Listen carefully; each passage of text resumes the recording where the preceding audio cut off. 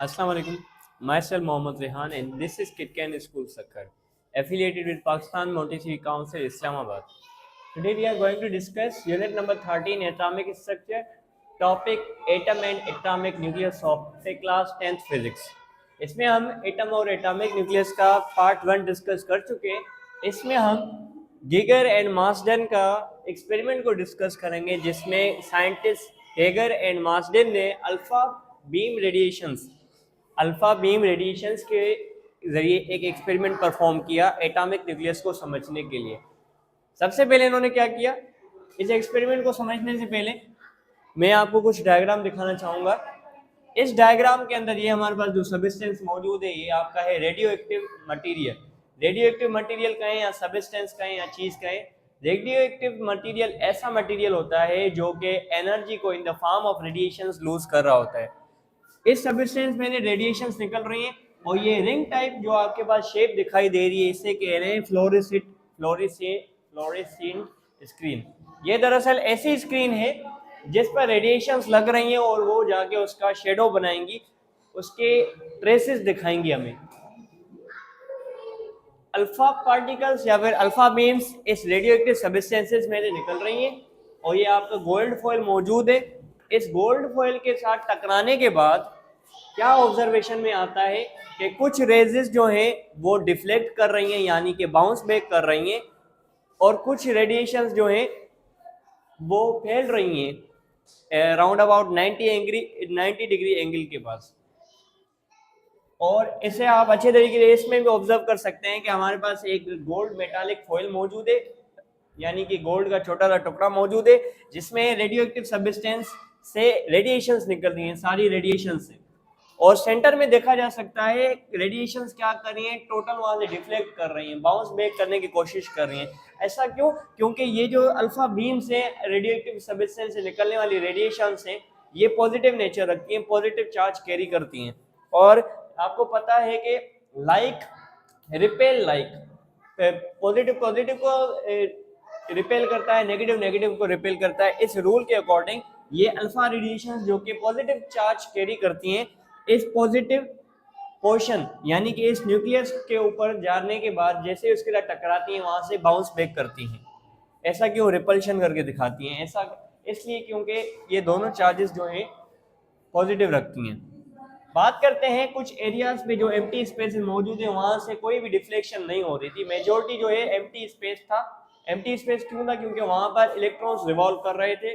Revolution की वजह से और इलेक्ट्रॉन के ऊपर नेगेटिव चार्ज होने की वजह से वो डिफ्लेक्ट बैक नहीं कर रहे थे, वापस बाउंस नहीं कर रहे थे। ये आपका एक्सपेरिमेंट था।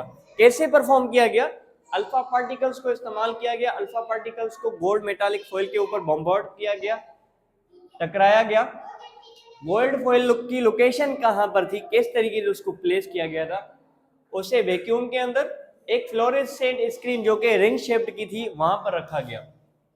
और जैसे ही ये फिनोमेना बनाया गया, यानी कि ring shape screen, fluorescent screen, वहां उसके बीच में गोल्ड का टुकड़ा रख दिया गया, गोल्ड मेटालिक फॉइल रख दिया गया और उसके आगे रेडियो एक्टिव सब्सटेंस को रख दिया गया। इस रेडियो एक्टिव सब्सटेंस में से पॉजिटिव चार्ज कैरी करने वाली बीम्स निकल रही थी जो कि उस गोल्ड के टुकड़े के साथ टकराने के बाद अपना फिनोमेना दिखा रही थी, अपना प्रोसेस दिखा रही थी कि कुछ रेज जो है वो स्ट्रेट जा रही थी, बिल्कुल स्ट्रेट में ट्रेवल कर रही थी, जिससे ये अंदाजा हो रहा था कि वहां पर एम्प्टी स्पेस ज्यादा मौजूद है, यानी कि इलेक्ट्रॉन कैरी करने वाले, नेगेटिव चार्ज कैरी करने वाले इलेक्ट्रॉन्स मौजूद थे। और कुछ जो है 180 और 90 डिग्री की एंगल के साथ डिफ्लेक्ट कर रही थी, जो कि दिखा रही थी कि वहां पर पॉजिटिव कैरी करने वाला डेंसर पोर्शन मौजूद है, जिसे बाद में न्यूक्लियस का नाम दिया गया। इस एक्सपेरिमेंट के बाद नतीजा क्या मिला, कंक्लूजन क्या मिला? ये मिला कि nucleus carries positive charge nearly all its mass, के सेंटर जो कोर पोर्शन माना जाता है एटम का, वो न्यूक्लियस से जो कि डेंसर है और पॉजिटिव चार्ज कैरी करता है। वो इस नतीजे से पता चला जब रेडियो एक्टिव बीम्स या रेडिएशंस या ऐसा कहें रेजेस रेडियो एक्टिव सब्सटेंस में निकल रही थी, वो सेंटर पार्ट से बिल्कुल बाउंस बैक कर रही थी, टोटली जो है 180 की डिग्री में और 90 डिग्री के एंगल में डिफ्लेक्ट कर रही थी, वापस आ रही थी।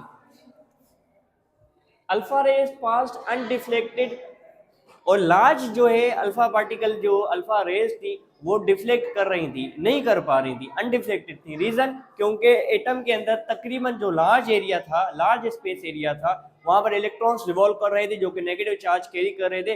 दैट्स द रीजन वो जो अल्फा रेज है वापस आ ही नहीं पा रही थी, और फ्यूअर डिफ्लेक्टेड, कुछ ही डिफ्लेक्ट कर पा रही थी जो कि सेंट्रल पोर्शन से क्रॉस कर रही थी। इन समरी, गीगर एंड मार्सडेन की अल्फा स्कैटरिंग एक्सपेरिमेंट में ये पता चला कि अल्फा पार्टिकल्स जो कि अल्फा रेडिएशन से, रेडियोएक्टिव सब्सटेंस से निकल रही थी, उसको बम्बार्ड किया गया एक मेटल के टुकड़े के अंदर, ये देखने के लिए कि एटम का स्ट्रक्चर क्या है, एटम का मॉडल क्या है, जिससे ये पता चला कि एटम के पास दो पोर्शन मौजूद हैं। एक डेंसर पोर्शन मौजूद है जो कि सेंटर में, जिसे न्यूक्लियस का नाम दिया गया और पॉजिटिव चार्ज कैरी करता था, और तमाम का तमाम एटम का जो मास था वहां पर कंसंट्रेटेड था, ज्यादा मिकदार में था। और लार्ज जो स्पेस एरिया था वो एम्प्टी था। ऐसा क्यों? क्योंकि वो इलेक्ट्रॉन्स के जरिए से सराउंडेड था जो कि नेगेटिव चार्ज कैरी कर रहे थे, और इसी रीजन की वजह से वहां पर किसी भी रेस की डिफ्लेक्शन नहीं हो रही थी। Please do like, subscribe and share this video.